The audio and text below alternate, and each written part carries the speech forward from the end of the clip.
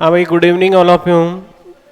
वैसे आज अपन सबसे पहले टॉपिक समाप्त करेंगे भक्ति परंपरा, फिर कल से अपना वही एक एक घंटे का जो भी है जैसा है। है नहीं, आज 2 घंटे यही चलेगी, ठीक है। बाकी कल से 1 घंटे वो पैटर्न मैं आपको बता देता हूँ। देखो कैसे मैं बोलूँगा, ठीक। जैसे साथ के साथ पहले समझाऊंगा, फिर उसके बाद एक एक लाइन बोल बोल के जैसे आपको लिखवाते हैं वैसे लिखवाया जाएगा। आपको साथ साथ उतारनी है, इसमें भी दिखेगा क्योंकि अपन साथ के साथ क्या हो रहा है, रिकॉर्ड भी हो रहा है। तो अगर मैं जैसे समझा के फिर साइड में हो जाता हूँ, फिर आप लिखते रहते हो, तो फिर इधर फिर वो बाद में कट पेस्ट मारना पड़ता है थोड़ा, है ना। तो इसलिए अपन व्यवस्थित तरीके से, आपको कुछ समझ में नहीं आए तो मैं साथ साथ बोल रहा हूँ और यहाँ भी आपको लिखा हुआ मिलेगा जैसे अपन पहले लिखवाते थे, तो कोई दिक्कत वाली बात है नहीं। तो हमारा जो टॉपिक चल रहा था वो चल रहा था कौन सा, भक्ति आंदोलन। कौन सा, भक्ति आंदोलन, या इसे ही आप कह सकते हो क्या, संत संप्रदाय। तो एक बार देख लेते हैं। तो अगर हम बात करें भक्ति आंदोलन की, तो बताओ भक्ति आंदोलन को कितने भागों में डिवाइड किया अपन ने, 3। पहला सगुण भक्ति परंपरा, दूसरा निर्गुण और तीसरा मिश्रित। सगुण भक्ति परंपरा के अंदर भगवान की पूजा किसके रूप में की जाती है, निश्चित आकार में, ठीक। मूर्ति पूजा का समर्थन किया जाता है, हवन कीर्तन किए जाते हैं किसमें, सगुण भक्ति परंपरा में। फिर दूसरा जो पार्ट है वो है कौन सा, निर्गुण, यानी जहां भगवान की पूजा किसके रूप में की जाती है, निराकार रूप में, यानी कण कण में क्या है, भगवान है। फिर इसके बाद हमने यानी तीसरा जो पार्ट बताया था वो कौन सा है, मिश्रित, यानी भक्ति परंपरा को तीसरा पार्ट जिसमें डिवाइड किया गया है वो है कौन सा, मिश्रित भक्ति परंपरा। और मिश्रित भक्ति परंपरा ऐसी परंपरा है जहां पर यानी भगवान की पूजा निश्चित व निराकार दोनों रूपों में की जाती हो, उसे कौन सी परंपरा कहा जाता है, कौन सी, मिश्रित परंपरा, ठीक। फिर इसके बाद हमने सबसे पहले सगुण भक्ति परंपरा में देखा, और मैंने आपको बताया कि सगुण भक्ति परंपरा में हम सबसे पहले पढ़ेंगे क्या, संत संप्रदाय। और संत संप्रदाय में हमने सबसे पहले क्या पढ़ा था, मीराबाई के बारे में जानकारी ली, यानी मीरा, कर्मा, गौरी, ठीक, और रमा। ये 4 जो संत हैं वो पढ़ेंगे हम किसमें, संत संप्रदाय में, सगुण भक्ति परंपरा में, ठीक। तो ये संतों के बारे में पढ़ेंगे। फिर इसके बाद में कुछ संप्रदाय हैं वो हम आगे देखेंगे। तो कल आपको यहाँ तक बता दिया गया था, ठीक। और मैंने आपको बताया कि निर्गुण भक्ति जो परंपरा है उसमें हम कौन कौन से संत पढ़ेंगे। तो निर्गुण भक्ति परंपरा में पढ़ेंगे अपन जाम्बो जी, जसनाथ जी, धन्ना जी, पीपा जी, रैदास जी, सुंदरदास जी, रज्जब जी, लालदास जी, ये सारे के सारे जो संत है वो पढ़ेंगे किसमें, निर्गुण भक्ति परंपरा में, ठीक। इसके बाद में जो मिश्रित परंपरा है इसमें पढ़ेंगे अपन चरणदास जी व चरणदासी संप्रदाय, ठीक, और संत माव जी व निष्कलंकी संप्रदाय, ये सारी चीज़ें हम पढ़ेंगे। और सगुण भक्ति परंपरा में मीराबाई, गौरी, कर्मा और रानाबाई, ये चारों संत जो हैं किसमें पढ़ेंगे, सगुण भक्ति परंपरा में। और हमने कल देखा था सबसे पहले सगुण भक्ति परंपरा में कौन से संत के बारे में, मीराबाई के बारे में, ठीक है। तो यानी हमने पढ़ा किनके बारे में, मीराबाई। तो मीराबाई का जन्म बताओ कहाँ हुआ था, कौन से गांव में, कुड़की गांव पाली में। कब हुआ, 1498 ईस्वी, यानी मीराबाई का जन्म हुआ 1498 ईस्वी में, कौन से गांव में, कुड़की गांव पाली में। अगर हम बात करें कि मीराबाई जो है इनके पिता का नाम, तो पिता का नाम था क्या, रतन सिंह। और ये रतन सिंह जो इनके पिता है कहाँ के जागीरदार थे, बाजोली के जागीरदार थे। मीराबाई की माता का हम अगर नाम की बात करें तो इनकी माता का नाम था क्या, वीर कंवरी, ठीक, माता का नाम है वीर कंवरी। मीराबाई के दादा का नाम क्या है, दूधा। और मीराबाई की जाति क्या है? राजपूत। गोत्र क्या है? राठौड़। यानी जाति राजपूत और गोत्र राठौड़। ठीक। उपनाम, मीराबाई को उपनाम क्या है? इन्हें क्या कहा जाता है? राजस्थान की राधा। तो राजस्थान की राधा के नाम से कौन से संत को जाना जाता है? मीराबाई को। मीराबाई का जन्म हुआ है गांव पर, यानी जन्म हुआ है कुड़की गांव पाली में, और लालन पालन हुआ है मेड़ता सिटी नागौर में। ठीक। तो यहाँ पर मीराबाई के कौन रहते थे? दादा और दादी। ठीक। मीराबाई के मैंने आपको बताया, मीराबाई के गुरु कितने? तीन। कितने गुरु थे? तीन। सबसे पहले मीराबाई के प्रारंभिक गुरु कौन है? चंपा जी। कौन है? चंपा जी। ठीक। फिर इसके बाद धार्मिक गुरु, धार्मिक गुरु कौन है? पंडित गजाधर। यानी मीराबाई के धार्मिक गुरु कौन? पंडित गजाधर। फिर इसके बाद में हमने देखा कि आध्यात्मिक गुरु जो है वो कौन है? रैदास जी। ठीक। और मीराबाई जो है वो पति के रूप में किनको मानकर पूजा करती थी? भगवान श्री कृष्ण को। तो मैंने आपको बताया कि मीराबाई के कुछ यानी जन्म लेने की कुछ समय बाद इनकी माता का क्या हो गया था? देहांत हो गया था। फिर मीराबाई का लालन पालन हुआ कहाँ पर? मेड़ता सिटी नागौर में। यहाँ धीरे धीरे मीराबाई बड़ी होती है और मीराबाई के जो दादा हैं उनका नाम है क्या? दूधा जी। ये किनकी भक्ति करते हैं? भगवान श्री कृष्ण की। और एक बार जब मीराबाई अपने महल से बाहर देखती है कि ढोल नगाड़े बज रहे हैं, एक घोड़ी पर क्या बैठा हुआ है? एक युवक बैठा हुआ है, बहुत ही सुंदर दिखाई दे रहा है, और उसने क्या बांध रखा है? साफा, गले में माला पहन रखी है। मीराबाई उस युवक को देखती है और अपनी दादी से पूछती है कि दादी ये कौन है? तो दादी कहती है ये कौन है? कृष्ण गोपाल है। ठीक। तभी से मीराबाई अपने पति के रूप में किनको चुन लेती है? कृष्ण को, और उनकी भक्ति में क्या हो जाती है? लीन हो जाती है। फिर मीराबाई का विवाह करवाया जाता है 1516 में। और मीराबाई का विवाह 1516 में किनके साथ में करवाया गया? राणा सांगा के पुत्र, और राणा सांगा के पुत्र का नाम था क्या? भोजराज। अब ऐसा माना जाता है धार्मिक कथाओं के अनुकूल कि मीराबाई के पति की मृत्यु जो है वो 7 वर्ष के बाद में रही। यानी मीरा का जो सुहाग है वो कितने दिन तक जिंदा रहा? 7 वर्ष तक। ठीक। ये धार्मिक मान्यताओं के अनुसार है। और 2-3 विद्वान अलग अलग हुए जिन्होंने अलग अलग मत दिया। ठीक। डॉक्टर दशरथ शर्मा ने बताया कि मीराबाई के पति भोजराज की मृत्यु 1527 में बयाना के युद्ध में हुई। G.H. ओझा ने कहा कि 1517 में खातोली के युद्ध में हुई। ठीक। गौरी शंकर हीराचंद ओझा ने। ठीक। और डॉक्टर गोपीनाथ शर्मा ने कहा था कि मीरा के पति की जो मृत्यु है वो कौन से युद्ध में हुई? खानवा के युद्ध में। तो ये तीनों विद्वानों के मीराबाई के पति भोजराज की मृत्यु को लेकर अलग अलग क्या है? मत है। लेकिन जैसे नाम अगर दे के पूछे तो जैसा नाम देगा उनके अनुकूल ही हमारा क्या आएगा? आंसर आएगा। और धार्मिक कथाओं के अनुसार हम बात करें तो कितने वर्ष तक? 7 वर्ष तक। इसके बाद मीराबाई जो है अपने पति की मृत्यु के बाद भगवान श्री कृष्ण की भक्ति में और ज़्यादा लीन हो जाती है। मंदिरों में जाती है, रोज गायन के माध्यम से भगवान की क्या करती है? भक्ति। इसलिए मीराबाई की भक्ति का भाव कौन सा है? माधुर्य भाव, या दास्य भाव, यानी भक्ति कीर्तन के माध्यम से पूजा करती थी। और मीराबाई कौन से वाद्य यंत्र का प्रयोग करती थी? मीराबाई कौन से वाद्य यंत्र का? एकतारा व खड़ताल वाद्य यंत्र का प्रयोग करती थी। अब कुछ समय के बाद मीराबाई पर यानी राणा सांगा की मृत्यु हो जाती है। ठीक।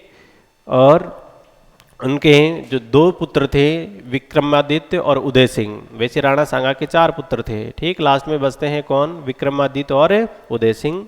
ये मीराबाई के रिश्ते में लगते हैं क्या? देवर। ये मीराबाई पर पाबंदियां लगा देते हैं कि आपको राजपूत समाज से आते हो और हमारे यहाँ पर आप मंदिरों में जा जाकर पूजा याचना करते हो, तो ये हमारी गरिमा के खिलाफ है। मीराबाई पर पाबंदियां लगा देते हैं।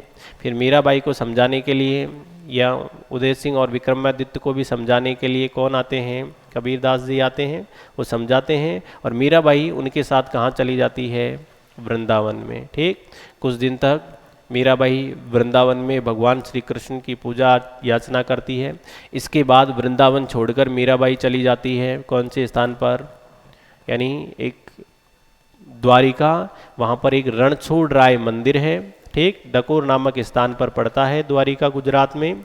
वहाँ मीराबाई जाती है और वहाँ मीराबाई की भक्ति से प्रसन्न होकर भगवान श्री कृष्ण जो है वो मीराबाई को अपनी मूर्ति के अंदर क्या कर लेते हैं, समाहित कर लेते हैं। और आज भी डकोर द्वारिका रणछोड़राय मंदिर में मीराबाई का पल्लू लटका हुआ है, ठीक। तो ये हमने मीराबाई की कुछ कहानियाँ देखी थी।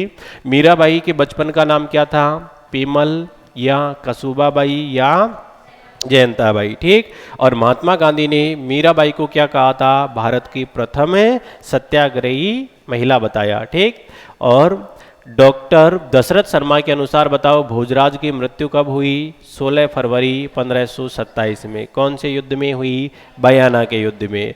जीएच ओझा के अनुसार मीराबाई के पति भोजराज की मृत्यु कब हुई, 1517 में। कौन से युद्ध में, खातौली के युद्ध में। और डॉक्टर गोपीनाथ शर्मा के अनुसार कब हुई है, यानी 17 मार्च 1527 खानवा के युद्ध में। क्लियर। अगर एग्जाम में पूछेगा तो युद्ध ही अपन को ध्यान रखने हैं या फिर ये पूरी सन देगा ऐसे 1517 1527, ठीक। तो ये याद रखना है।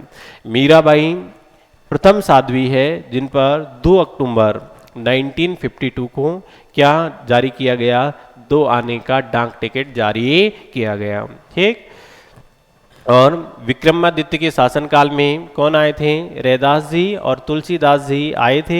और उनके कहने पर मीराबाई ने क्या छोड़ दिया था, चित्तौड़। चित्तौड़ छोड़कर कहाँ चली गई, वृंदावन। और यहाँ वृंदावन में इन्होंने रूप गोस्वामी के सानिध्य में कुछ दिन भगवान श्री कृष्ण की क्या की, पूजा, ठीक। इनके सानिध्य में, रूप गोस्वामी के सानिध्य में। फिर यहाँ से मीराबाई जो है वो रणछोड़राय मंदिर, और रणछोड़राय मंदिर पड़ता है कौन से स्थान पर, डकोर, ठीक। कौन सी जगह है ये, डकोर, द्वारिका गुजरात में। यहाँ भगवान श्री कृष्ण की मूर्ति में क्या हो जाती है, विलीन हो जाती है। और आज भी मीराबाई का पल्लू वहाँ पर लटका हुआ है। फिर इसके बाद में, यानी यहाँ से जब मीराबाई चली गई थी तो क्या मीराबाई को वापस बुलाया गया था क्या, बिल्कुल बुलाया गया था। किसके समय, मेवाड़ महाराणा उदय सिंह के राज्याभिषेक के समय मीराबाई को बुलाने के लिए किनको भेजा था, सूरदास जी को। लेकिन मीराबाई वापस लौटकर नहीं आई थी, ठीक। मीराबाई ने कौन सा संप्रदाय चलाया, तो मीराबाई ने संप्रदाय चलाया कौन सा, दास या दासी संप्रदाय, ठीक। तो दास दासी संप्रदाय किसके द्वारा चलाया गया, मीराबाई के द्वारा। मीराबाई का जो भक्ति भाव है कौन सा है, माधुर्य भाव है, यानी गीतों के अपने गायन के माध्यम से भगवान कृष्ण की क्या करती थी, भक्ति करती थी। तो माधुर्य भाव या कौन सा भाव है, दास्य भाव। फिर इसके बाद हमने मीराबाई की कर्म स्थली, तो ये प्रमुख जो है वो मीराबाई की प्रमुख स्थली है। एक तो मेड़ता सिटी नागौर, जहाँ क्या हुआ था, इनका लालन पालन हुआ था। एक है चित्तौड़गढ़, ठीक। दूसरी मथुरा यूपी में, एक है वृंदावन यूपी, गोकुल, गोकुल भी कहाँ है, यूपी में। और द्वारिका, द्वारिका कहाँ है, गुजरात में, ठीक है। तो कल यहाँ ये थोड़ी लिखा था अपन ने, यहाँ से आज लिखना है, ठीक ठीक। तो लिखिए मीराबाई की कर्म स्थली, मीराबाई की कर्म स्थली, मीराबाई की कर्म स्थली।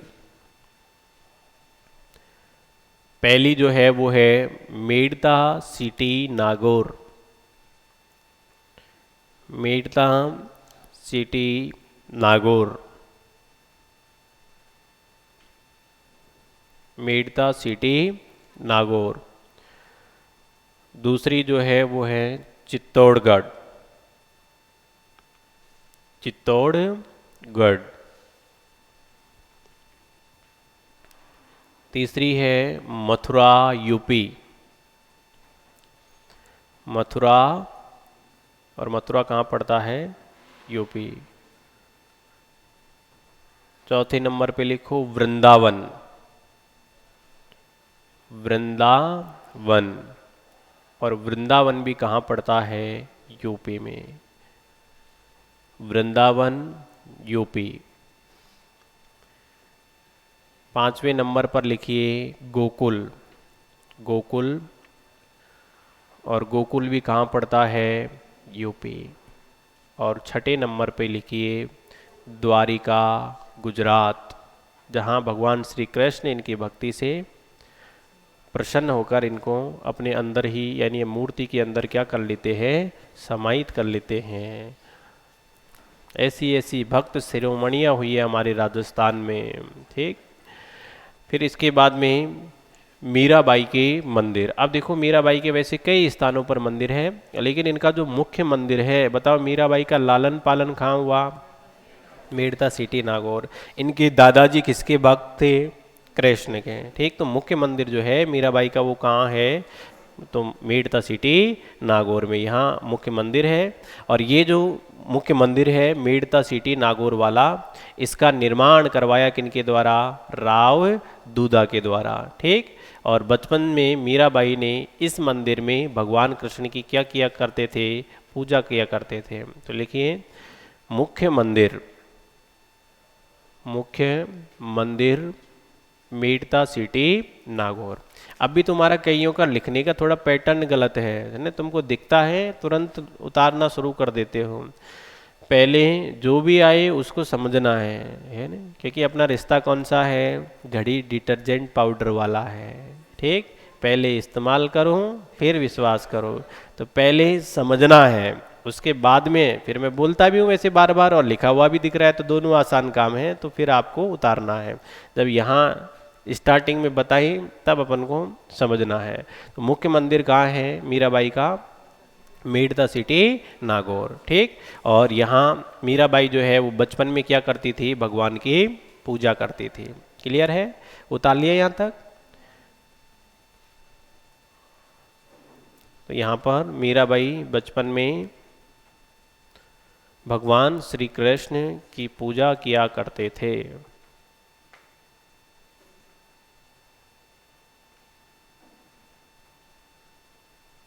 यहाँ पर मीराबाई बचपन में भगवान श्री कृष्ण की पूजा किया करते थे।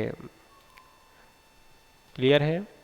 फिर देखो आगे का, यानी नेक्स्ट जो है मीराबाई का मंदिर वो है कहाँ पर? चित्तौड़गढ़। ठीक, और चित्तौड़गढ़ में इनके मंदिर का निर्माण, मीराबाई के मंदिर का निर्माण करवाया गया राणा सांगा। और राणा सांगा रिश्ते में क्या लगते हैं? मीराबाई के ससुर जी।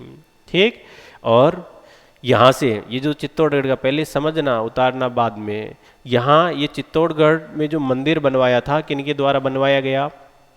राणा सांगा के द्वारा। तो आमेर के एक राजकुमार थे, उनका नाम था क्या? मानसिंह प्रथम।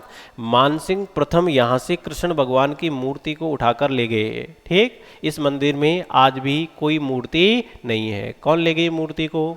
मानसिंह प्रथम। अब तुम कहोगे मूर्ति में क्या सोना चांदी जेवरात था क्या? नहीं, उनका भी लगाव था भगवान श्री कृष्ण से, तो मूर्ति को यहाँ से उठा के ले जाते हैं। ठीक, फिर वो अभी देखते हैं अपन, उनकी रानी के कहने पर अपने पुत्र की याद में वो मूर्ति से वहीं मंदिर बनवा देते हैं। ठीक, तो यहाँ से मूर्ति को उठाकर ले जाते हैं कौन? मानसिंह प्रथम। और यहाँ से ले जाने के बाद जगत शिरोमणि का मंदिर, ध्यान रखना जगत शिरोमणि है भगवान श्री कृष्ण, यानी किसका है?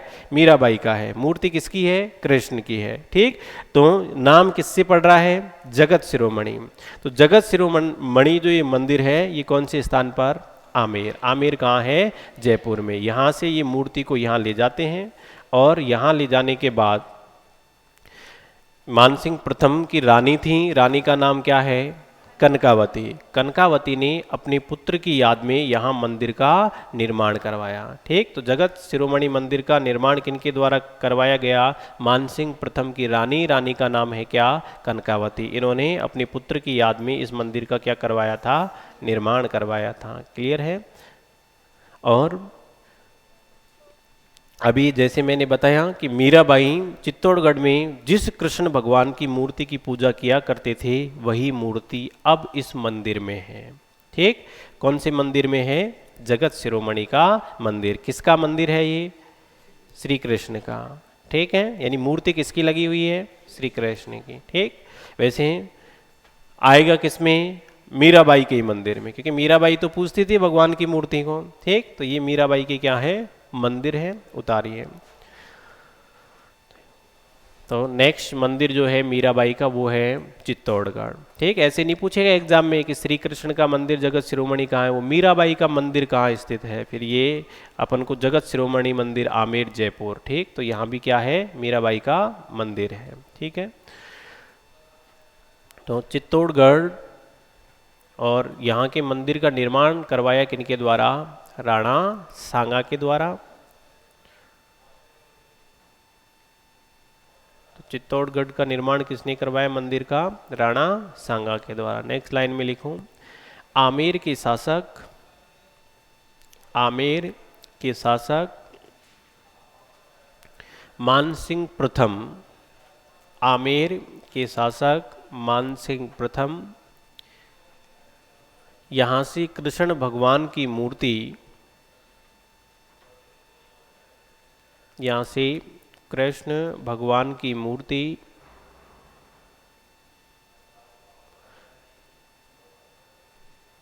ले गए।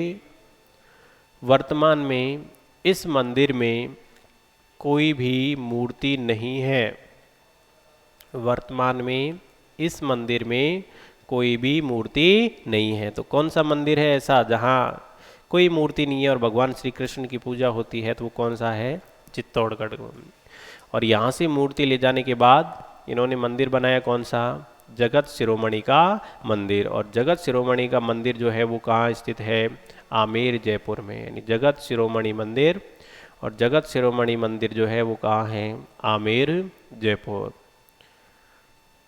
नेक्स्ट लिखिए, जगत शिरोमणि मंदिर कहाँ है, आमेर जयपुर। नेक्स्ट लाइन में लिखो, मीराबाई चित्तौड़गढ़ में, मीराबाई चित्तौड़गढ़ में जिस कृष्ण भगवान की मूर्ति, जिस कृष्ण भगवान की मूर्ति की पूजा किया करते थे,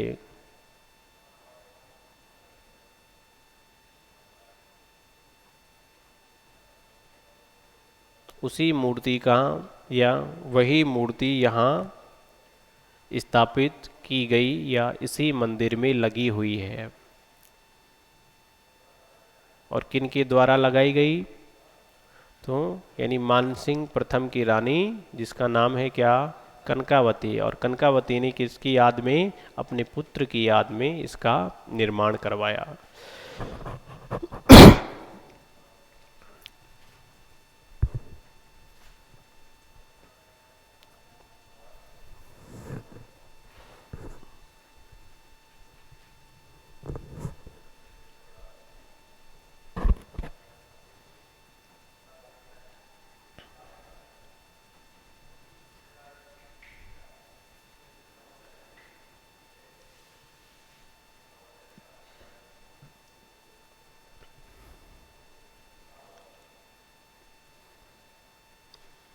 तालियां,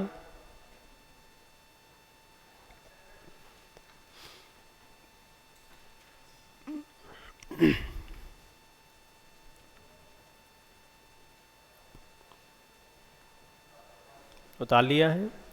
नेक्स्ट आगे चलते हैं। तो ये मीराबाई के क्या हैं, प्रमुख मंदिर हैं। एक तो मुख्य मंदिर कौन सा है, मेड़ता सिटी नागौर में। ठीक, एक कहाँ है, चित्तौड़गढ़ में, जहाँ पर अब वर्तमान में कोई भी मूर्ति लगी हुई नहीं है। और यहाँ से मूर्ति कौन ले गए थे, मानसिंह प्रथम। कहाँ पर बनवाया फिर इन्होंने मीराबाई का मंदिर, जगत शिरोमणि में। ठीक, और जगत शिरोमणि मंदिर कहाँ है, आमेर जयपुर है। ठीक, यानी जयपुर में बनवाया, आमेर में, उस मंदिर का नाम क्या है, जगत शिरोमणि का मंदिर। और इनकी रानी थी कनकावती, जिन्होंने अपने पुत्र की याद में इस मंदिर का निर्माण करवाया। ठीक है, इस कारण इस मंदिर को क्या कहा जाता है, मीरा मंदिर भी कहा जाता है, क्योंकि मीरा भगवान श्री कृष्ण की पूजा करती थी, उन्होंने यहाँ श्री कृष्ण की मूर्ति लगाई है, तो उन्हीं के नाम पर इस मंदिर को क्या कहा जाता है, मीरा मंदिर भी कहा जाता है। तो लास्ट लाइन में लिखिए, इस कारण इस मंदिर को मीरा मंदिर भी कहा जाता है। जगत शिरोमणि मंदिर अब किसका हो गया, मीराबाई का। ठीक है, नेक्स्ट आगे चलते हैं। अब देखो इसके बाद एक जो मंदिर है मीराबाई का वो कहाँ है, यानी कृष्ण भगवान का ही है, मीराबाई का भी है क्योंकि यानी मूर्ति में विलीन हो गई, और वो कहाँ है, द्वारिका गुजरात। नेक्स्ट लिखिए द्वारिका गुजरात। तो ये जो थे वो सारे के सारे क्या थे, मीराबाई के प्रमुख प्रमुख मंदिर थे। ठीक है, अब मीराबाई की हम पुस्तकें देखते हैं। तो देखो मीराबाई की पुस्तक जो है, एक तो है मीरा की पदावली है, यानी मीरा भगवान श्री कृष्ण को खुश करने के लिए या उनकी भक्ति करने के लिए क्या गाया करती थी, पद गाया करती थी। तो एक पुस्तक का नाम है मीरा की पदावली।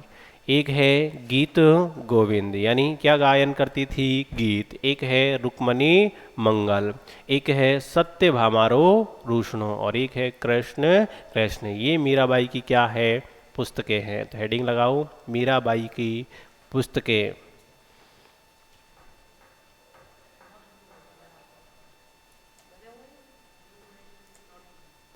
मीराबाई की पुस्तकें।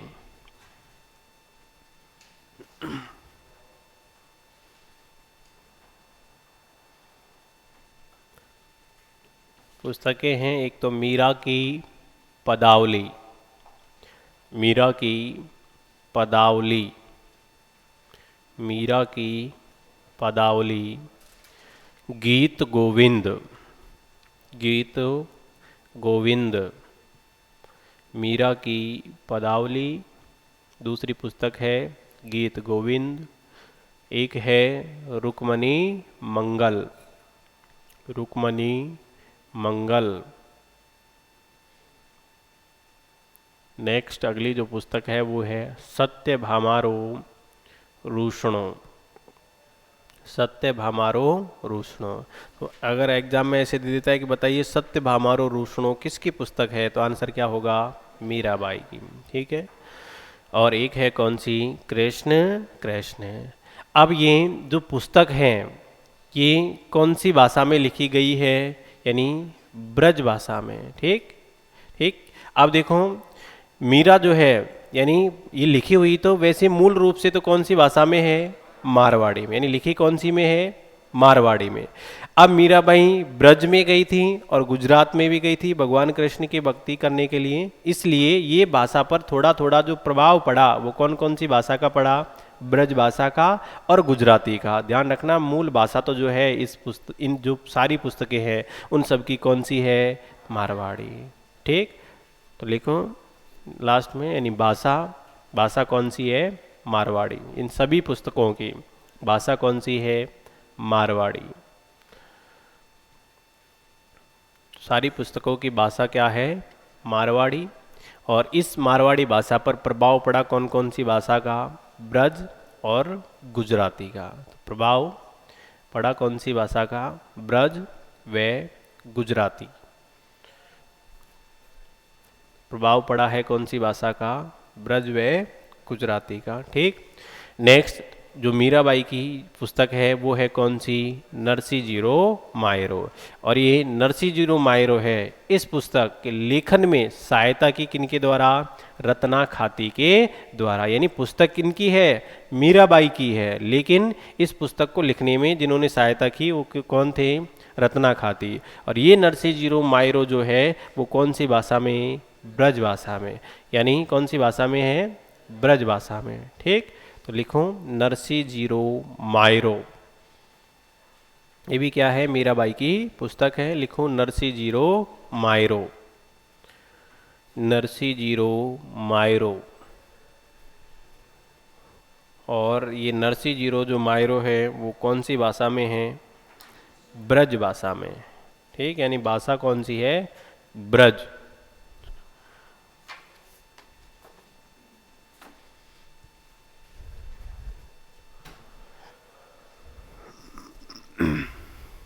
और लेखन में सहायता किनके द्वारा की गई, रत्ना खाती के द्वारा। लिख लिया यहाँ तक, यानी लेखन में सहायता की किन्ने, रत्ना खाती ने। तो ये मीराबाई की क्या थी, प्रमुख पुस्तकें थी। अब देखो मीराबाई संग्रहालय की अगर हम बात करें तो मीराबाई संग्रहालय जो है वो कहाँ स्थित है, मेड़ता सिटी नागौर में। यहाँ पर क्या है, इस संग्रहालय में आदम कद की क्या है, मूर्तियाँ हैं। तो लिखो लास्ट लाइन में कि मीराबाई संग्रहालय जो है वो मेड़ता सिटी नागौर में स्थित है। मीराबाई संग्रहालय मेड़ता सिटी नागौर में है। यहाँ पर आदमकद की क्या है,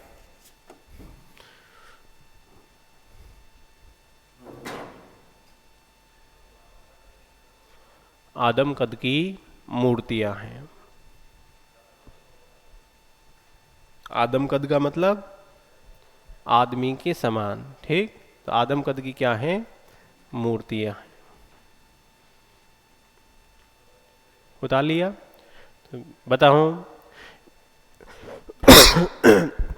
मीराबाई की पहली जो पुस्तक है उसका नाम क्या है, मीराबाई की पदावली, ठीक। दूसरी गीत गोविंद, कौन सी है, गीत गोविंद। तीसरी रुक्मणी मंगल, कौन सी मंगल, रुक्मणी मंगल, ठीक। एक है कौन सी, सत्यभामारो रूषणो, क्या है, सत्यभामारो रूषणो। एक है कौन सी, कृष्ण कृष्ण। सारी पुस्तकें कौन सी भाषा में लिखी गई है, मारवाड़ी। कौन सी भाषा में, मारवाड़ी। और इस मारवाड़ी भाषा में प्रभाव किसका है, ब्रज व गुजराती भाषा का। किसका प्रभाव है, ब्रज व गुजराती भाषा का। और एक पुस्तक का नाम है क्या, नरसिंह जीरो मायरो। और ये नरसिंह जीरो मायरो जो है वो लेखन में सहायता किनके द्वारा की गई, रत्ना खाती के द्वारा। भाषा कौन सी है नरसिंह जीरो मायरो की, ब्रज, क्लियर है। और संग्रहालय हमने देखा कि मीराबाई का जो संग्रहालय है वो कहाँ स्थित है, मेड़ता सिटी नागौर में। यहाँ पर आदमकद की क्या है, मूर्तियाँ हैं, ठीक है। तो ये भक्त शिरोमणि थी कौन, संत मीराबाई, ठीक है। अब देखो अगली जो संत है उनका नाम है कौन, कर्माबाई। अगली संत कौन सी है, कर्माबाई। अब हम कर्माबाई के बारे में देखते हैं। तो देखो ये जो कर्माबाई है, अगली संत कौन है, कर्माबाई। कर्माबाई का जन्म की अगर हम बात करें तो कर्माबाई का जन्म हुआ कहाँ पर, कालवा नागौर में। जन्म कहाँ हुआ है, कालवा नागौर में। अगर हम बात करें कि इनकी जाति क्या थी, तो कर्माबाई की जाति थी जाट। और जाट में भी कौन से परिवार में जन्म लिया, डूडी परिवार में, ठीक है। ये जो कर्माबाई है इन्होंने अपनी हट के माध्यम से भगवान श्री कृष्ण को क्या करवाया था, भोजन। अब देखो हट के माध्यम से कैसे करवाया, तो ये कर्माबाई जो है, इनके दादाजी जो है वो भगवान की क्या किया करते थे, पूजा किया करते थे। तो वो रोज भोग लगाने के लिए लड्डू लेकर जाते थे, भगवान के प्रसाद चढ़ाते और आकर वापस बांट देते। अब अब बच्चे जैसे देखेंगे, बच्चों से जैसे घर वाले कहेंगे बताओ बच्चे सेम वैसा करेंगे या नहीं करेंगे। तो ये कर्माबाई जो है वो पूछती थी दादाजी से कि रोज आप लड्डू कहाँ लेके आते हो। तो दादाजी कहते थे कि मैं रोज जो लड्डू है वो किनको खिलाने के लिए जाता हूँ, भगवान को, यानी श्री कृष्ण को। तो एक दिन दादाजी कहीं घूमने के लिए चले जाते हैं, जिम्मेदारी देते हैं भगवान के भोग लगाने की, किनको, कर्माबाई को। अब कर्माबाई के दिमाग में तो वही पीड़ था कि दादाजी जाते थे, भगवान को भोजन कराते थे, उसके बाद में घर वापस लौट कर आते थे। तो होता क्या है कि कर्माबाई जाती है भगवान की मूर्ति के सामने, कुछ देर तक बैठी रहती है, लेकिन भगवान कहाँ है बताओ। अब मूर्ति क्या भोजन करेगी, क्या नहीं करती है। तो फिर कर्माबाई काफ़ी देर तक बैठी रहती है। और एक गीत भी आता है कि थाली भर कर लाई रे खींचड़ो, ऊपर घी की बाट की, जी मुम्हारा श्याम धनी, जी मावे बेटी जाट की, जी मावे बेटी जाट की। यानी कर्माबाई जो है वो क्या लेकर जाती है, थाली भरकर लाई रे खींचड़ो, जी यानी ऊपर घी की बाट की, और जीमो मारा श्यामधनी, जिमावे बेटी जाट की। लेकिन फिर भी भगवान का ध्यान नहीं है, भगवान नहीं जिमते हैं। फिर कर्माबाई सोचती है कि क्या पता आज मैं ये खिचड़ी लेके आई हूँ इसलिए भगवान नहीं खा रहे होंगे, कल फिर और भोजन लाऊंगी।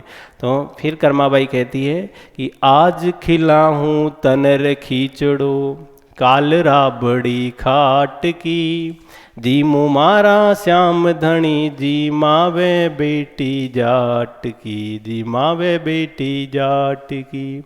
अरे बापू मारो गाँव गयो है, ने जाने कब आवेगो, ऊके भरोसे बैठो सांवरा, भूखो ही मर जावेगो। यानी कर्माबाई समझाती है भगवान को कि हमारे जो दादाजी हैं, बापू जो हैं, वो कहाँ गए हैं, गांव गए हैं, और अगर उनके भरोसे में रहोगे तो क्या रह जाओगे, भूखे ही रह जाओगे। और ऐसा माना जाता है कि कर्मा ने भी ठान लिया कि जब तक भगवान और दिन दादाजी लेकर आते थे खाना खा लेते थे, आज मैं लेकर आई हूँ खाना नहीं खा रहे हैं, और जब तक आप खाना नहीं खाओगे तब तक मैं यहाँ मंदिर को छोड़ के जाऊंगी नहीं। तो ऐसा माना जाता है कि कर्मा बाई की हट के सामने भगवान श्री कृष्ण आते हैं भोजन करने के लिए, इसलिए कर्मा बाई को क्या कहा जाता है, यानी अपनी हट व अपनी जिद के कारण इन्होंने क्या करवाया था, भगवान श्री कृष्ण को भोजन। तो हेडिंग लगाइए संत। नेक्स्ट दूसरे नंबर पे जो संत है उनका नाम है क्या, कर्मा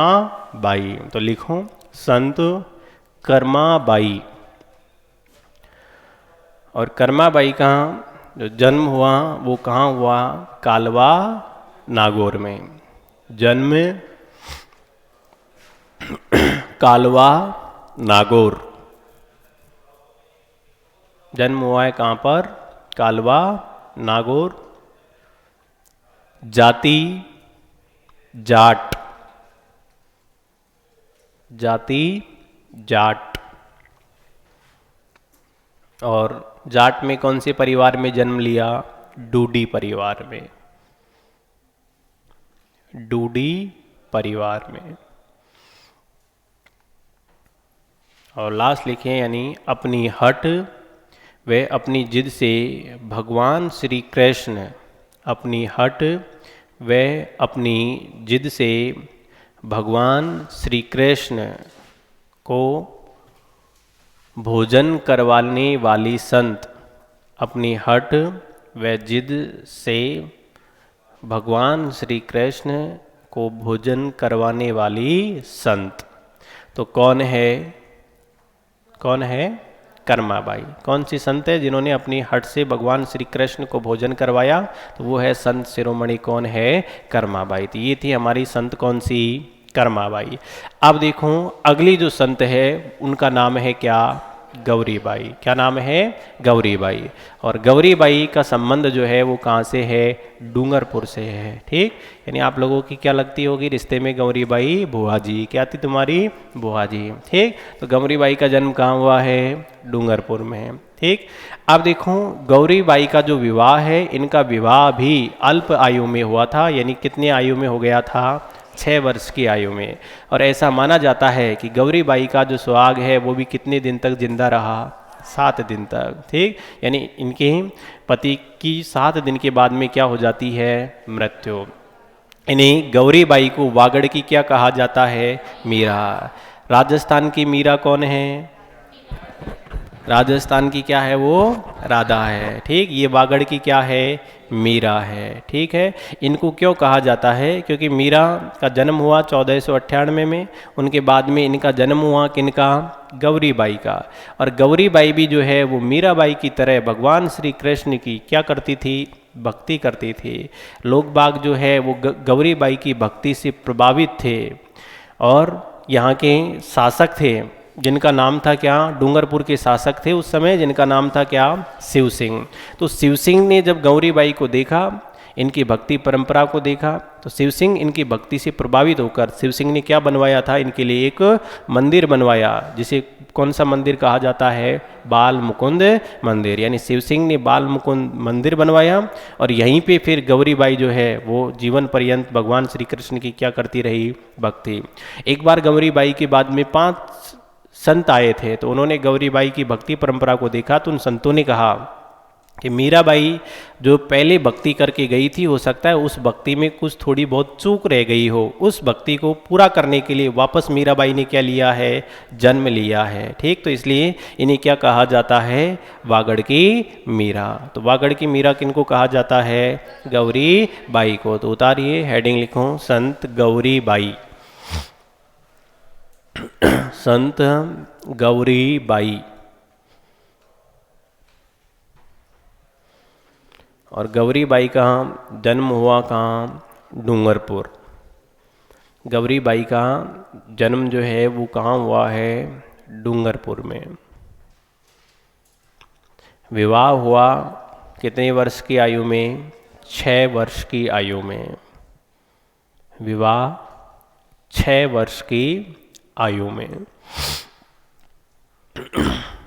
और इन्हें क्या कहा जाता है? वागड़ की मीरा। गौरी बाई को क्या कहा जाता है? वागड़ की मीरा। इन्होंने अपना अंतिम समय कहाँ बिताया? काशी। ठीक, काशी कहाँ है? उत्तर प्रदेश में। तो लिखिए अंतिम समय, और अंतिम समय कहाँ बिताया है? काशी। काशी कहाँ है? उत्तर प्रदेश में है। ठीक, तो अंतिम समय इन्होंने बिताया काशी, उत्तर प्रदेश में। और इनके जो उपदेश हैं, गौरी बाई के उपदेश, उन्हें कहा जाता है गवाना। क्या कहा जाता है? गवाना। और कुल कितने उपदेश माने जाते हैं इनके? 42। ठीक, तो उपदेश कितने माने जाते हैं? कुल 42। नेक्स्ट लिखो, इनके मंदिर का निर्माण, इनके मंदिर का निर्माण डूंगरपुर शासक शिव सिंह ने करवाया। डूंगरपुर शासक शिव सिंह ने करवाया, जिसे क्या कहा जाता है? यानी बाल मुकुंद मंदिर भी कहा जाता है, जिसे बाल मुकुंद मंदिर भी कहा जाता है।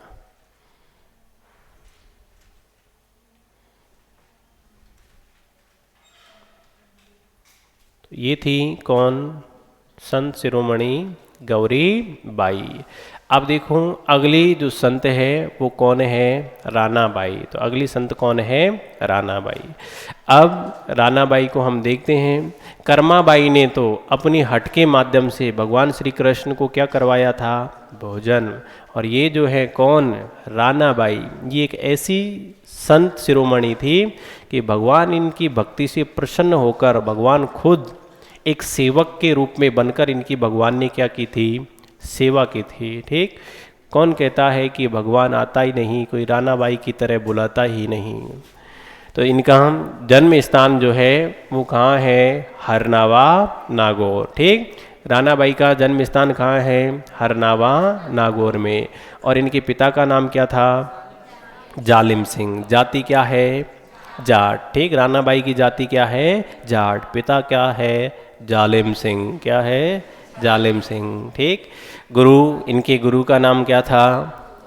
खोजी जी या चतुरा दास जी। ठीक, या चतुरदास जी। ठीक है, ये क्या थे? इनके गुरु। और इनका जो राना बाई का तपस्या स्थल है उससे क्या कहा जाता है? भवराम। ठीक, और भगवान श्री कृष्ण इनकी भक्ति से प्रभावित होकर स्वयं किसके रूप में आ गए? सेवक के रूप में। ठीक, तो उतारिए, ये है अपनी कौन? संत राना बाई। कौन सी बाई? राना बाई।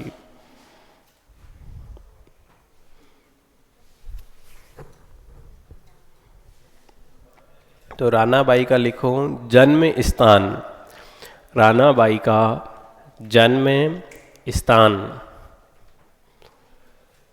जन्म स्थान है हरनावा नागौर। जन्म स्थान हरनावा नागौर। हरनावा नागौर। पिता का नाम है जालिम सिंह जाट।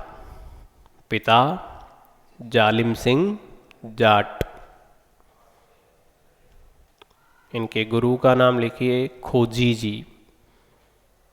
इन्हीं गुरु है कौन? खोजी जी या चतुरदास जी। खोजी जी या चतुरदास जी। और इनका जो तपस्या स्थल है वो क्या है? भंवरा। तपस्या स्थल क्या है? भंवरा। तपस्या स्थल को भंवरा कहा जाता है जहाँ पर ये तपस्या करती थी। भगवान, नेक्स्ट लिखो, भगवान श्री कृष्ण इनकी भक्ति से प्रभावित होकर, भगवान श्री कृष्ण इनकी भक्ति से प्रभावित होकर इनके सेवक के रूप में, इनके सेवक के रूप में प्रकट हुए, इनके सेवक के रूप में क्या हुए, प्रकट हुए। ठीक, तो भगवान श्री कृष्ण इनकी भक्ति से प्रभावित होकर क्या हुए, सेवक के रूप में प्रकट हुए। नेक्स्ट लाइन में लिखो, इनकी समाधि, समाधि, समाधि, समाधि कब ली इन्होंने, फाल्गुन कृष्ण त्रयोदशी, फाल्गुन कृष्ण त्रयोदशी विक्रम संवत 1627, फाल्गुन कृष्ण त्रयोदशी विक्रम संवत 1627। और समाधि कौन से स्थान पर ली इन्होंने, हरनावा नागौर, यानी समाधि ली कहाँ पर, हरनावा नागौर, यानी जहाँ इनका जन्म स्थान है वहीं क्या ली इन्होंने, समाधि। बस इनका तपस्या स्थल भी वहीं है, वैसे उसे क्या कहते हैं, भौरा। तो इन्होंने क्या ली, समाधि, और समाधि कब ली थी, फाल्गुन कृष्ण त्रयोदशी को।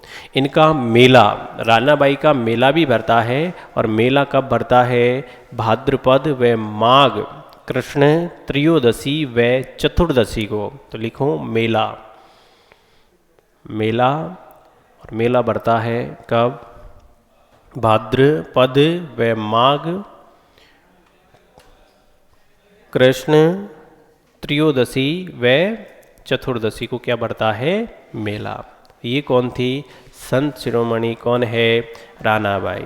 ठीक है, बताओ रानाबाई का जन्म कहाँ हुआ, कहाँ हुआ, हरनावा नागौर। ऐसे इशारा करके बताते हो, आवाज़ नहीं आती कि तुम्हारी, कहाँ हुआ, हरनावा नागौर। पिता का नाम जालिम सिंह जाट, गुरु का नाम खोजी जी या चतुरदास जी, तपस्या स्थल भौरा।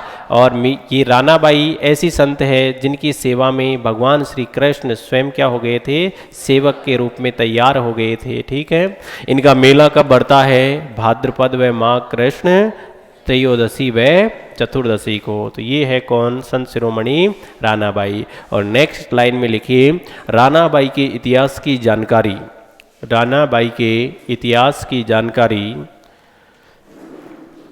रानाबाई के इतिहास की जानकारी कौन से ग्रंथ से प्राप्त होती है, भक्तिमयी महासती रानाबाई।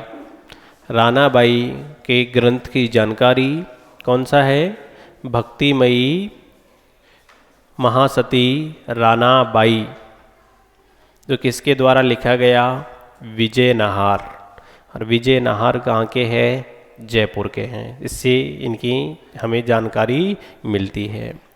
तो रानाबाई के इतिहास की जानकारी कौन से ग्रंथ से मिलती है, तो उस ग्रंथ का नाम है भक्तिमयी महासती रानाबाई। किनके द्वारा लिखा गया, तो लिखा गया विजय नाहर के द्वारा। और विजय नाहर जो है वो कहाँ के हैं, ये हैं जयपुर के। क्लियर, तो उतार लिया। तो ये थी कौन, रानाबाई। ठीक है, तो अब तक हमने कौन कौन से संत पढ़े, मीरा, कर्मा, गौरी और रानाबाई। बताओ चारों संत क्या हो गए हैं अपने, समाप्त। अब ध्यान रखना, सगुण भक्ति परंपरा समाप्त नहीं हुई है। ये तो हमने सगुण भक्ति परंपरा के कुछ प्रमुख संत पढ़े हैं। अब हम सगुण भक्ति परंपरा के कुछ संप्रदाय पढ़ने वाले हैं। तो एक बार समझिए, फिर अपन देखेंगे। अब देखो, सगुण भक्ति परंपरा के क्या पढ़ने वाले हैं, संप्रदाय। क्या पढ़ेंगे, संप्रदाय। और सगुण भक्ति परंपरा के जो संप्रदाय हैं वो कितने प्रकार के होते हैं, तीन। कितने प्रकार के, तीन। पहला वैष्णव, कौन सा है, वैष्णव। दूसरा शैव, तीसरा शाक्त। कितने संप्रदाय, तीन। पहला, दूसरा और तीसरा। ठीक। अब वैष्णव संप्रदाय के जो अनुयायी हैं उनको क्या कहा जाता है, अलवार। वैष्णव संप्रदाय के अनुयायी क्या कहलाते हैं, अलवार। ठीक। और शैव, अब देखो नाम से स्पष्ट हो रहा है, शैव यानी भगवान शिव से संबंधित वैष्णव भगवान विष्णु से संबंधित। अब भगवान शिव का जैसे ही नाम आ गया तो भगवान शिव की कौन सी आंख थी? तीसरी। इसलिए तुम चोरी चोरी चुपके चुपके अगर कुछ बदमाशी भी करते हो, मैं भगवान शिव का परम भक्त हूँ, मुझे पता लग जाता है ना, पहचान लेता हूँ, मैं बता देता हूँ गर्दन इधर रहती है कि गलती कहाँ हो रही है। तो भगवान शंकर की आँख कौन सी थी? तीसरी। और आँख को क्या बोला जाता है? नयन।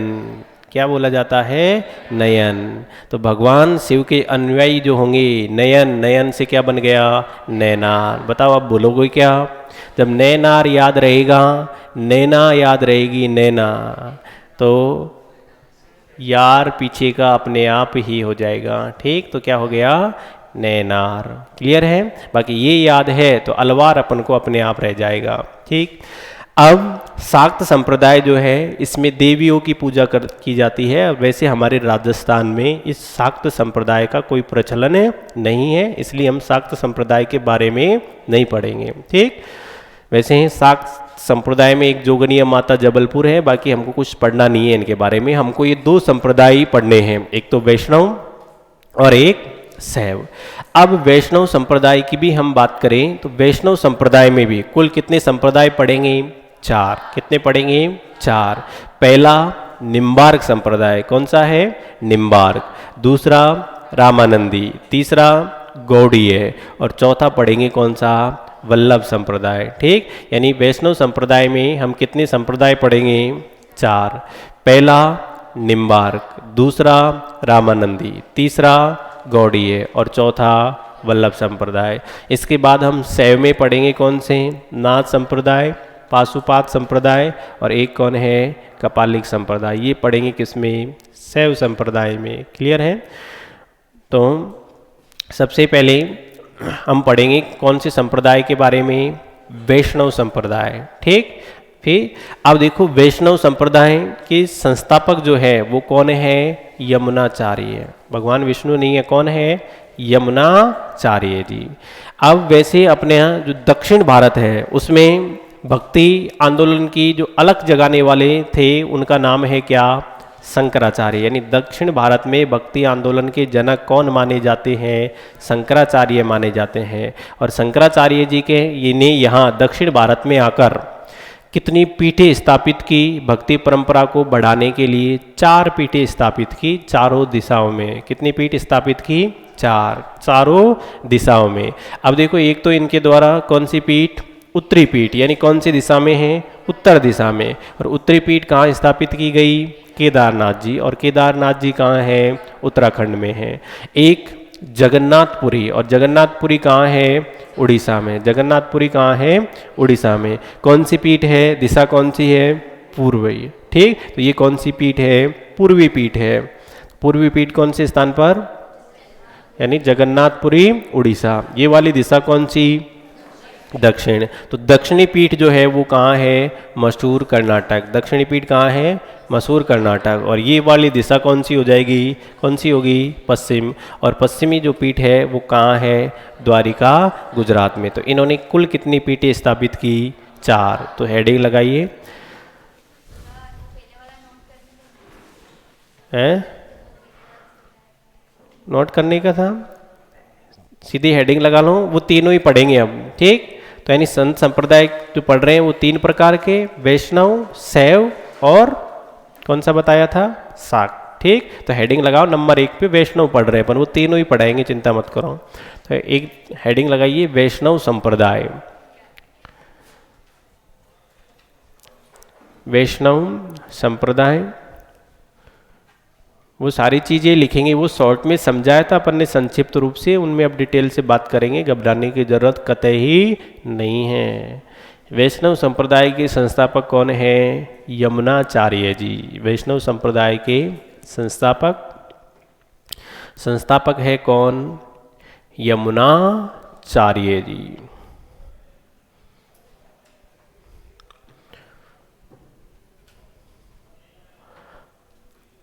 और भारत में यानी दक्षिण भारत में भक्ति आंदोलन के जो जनक माने जाते हैं वो कौन है? शंकराचार्य जी। तो लिखो दक्षिणी भारत में भक्ति आंदोलन के जनक, और जनक कौन है? शंकराचार्य जी। ठीक, अगर ऐसे भी आए कि भारत में सबसे पहले भक्ति की अलग जगाने वाले संत कौन थे, तो कौन है? शंकराचार्य जी। ठीक, इनके संस्थापक है कौन? वैष्णव के यमुनाचार्य जी, जो शंकराचार्य जी के क्या थे? शिष्य थे। और शंकराचार्य जी के द्वारा यानी यहाँ पर 4 पीठें स्थापित की गई। उत्तरी पीठ जो है केदारनाथ उत्तराखंड में, पूर्वी पीठ जगन्नाथपुरी उड़ीसा में, और दक्षिणी पीठ है मशहूर कर्नाटक, और पश्चिमी पीठ जो है वो है कहाँ पर? द्वारिका गुजरात।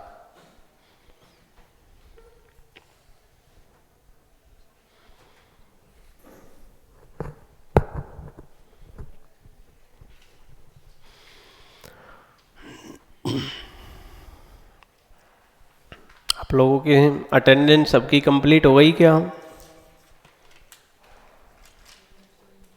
है कोई महान विभूति? वो तो लास्ट में दे जाना है ना, आपके ऑटोग्राफ देने हैं। उतार लिया यहाँ तक?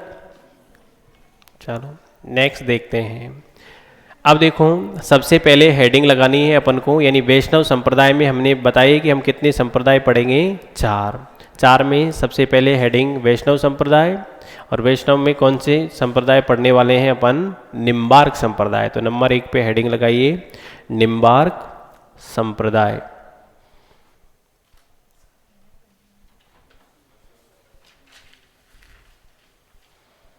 पहला निम्बार्क संप्रदाय। ठीक, अब समझना है, फिर बाद में उतारते रहना। अब देखो, निम्बार्क संप्रदाय के जो संस्थापक है उनका नाम है क्या? निम्बार्काचार्य। कहाँ के थे निम्बार्काचार्य? मद्रास के थे। इसी नाम से स्पष्ट हो रहा है संप्रदाय कौन सा? निम्बार्क। तो संस्थापक भी कौन है? निम्बार्काचार्य। ठीक, कहाँ के रहने वाले हैं? मद्रास से। इनके बचपन का नाम किनका?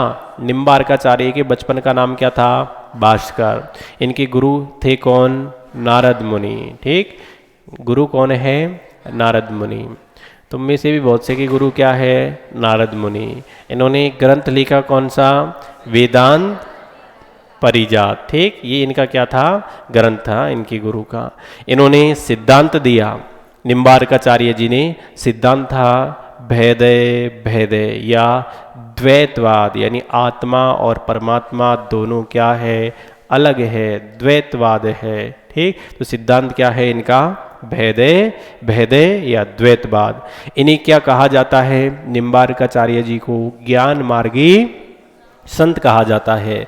जबकि आगे हम पढ़ेंगे पुष्टि मार्गीय जो संत है वो कौन है? वल्लभाचार्य जी। एक बार ये कांस्टेबल की परीक्षा में पूछा जा चुका है कि पुष्टि मार्गी